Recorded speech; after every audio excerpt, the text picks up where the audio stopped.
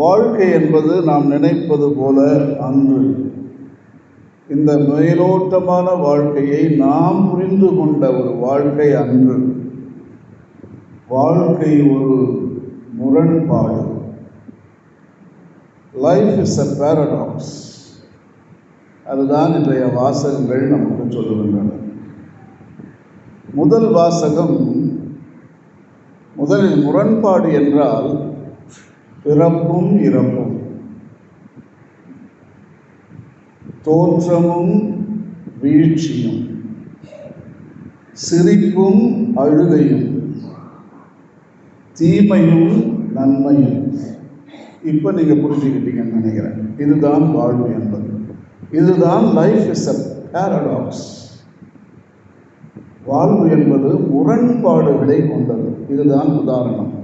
இதை வச்சுக்கிட்டு நீங்கள் நான் சொல்கிற கருத்துக்களை புரிந்து கொள்ளலாம். முதல் வாசகம், பாம்பு கடிக்குது மக்களை, எல்லாம் சாகுறாங்க. ஆனால் அதே பாம்பு தான் சிலுவையில் வைக்கிறாங்க, எல்லாருக்கும் உயிர் வருது. முரண்பாடு. பாம்பு நம்மளை கடிக்குது, நம்ம ஆஸ்பத்திரிக்கு போகிறோம், அதே பாம்பு விஷம் தான் நம்ம பாடியில் குத்துறாங்க, நம்ம வாழ்க்கையில் வாழ்கிறோம். முரண்பாடு. Snake byte and anti venom ரெண்டுமே. ரெண்டாம் வாசகத்தில் நாம் அதே முரண்பாட்டை பார்க்கிறோம்.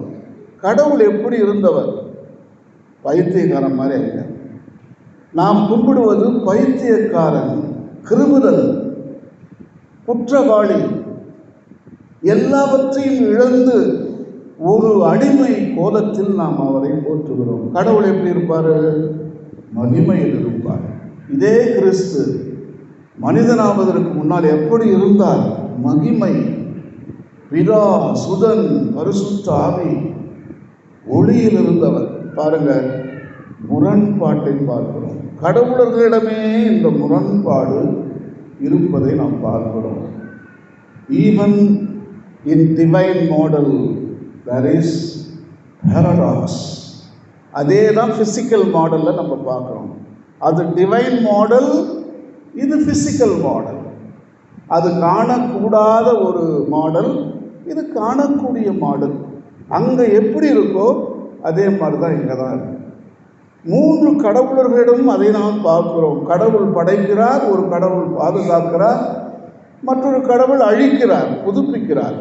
பாருங்க, ஒருத்தர் படைக்கிறாரு, இன்னொருத்தர் அழிக்கிறார்.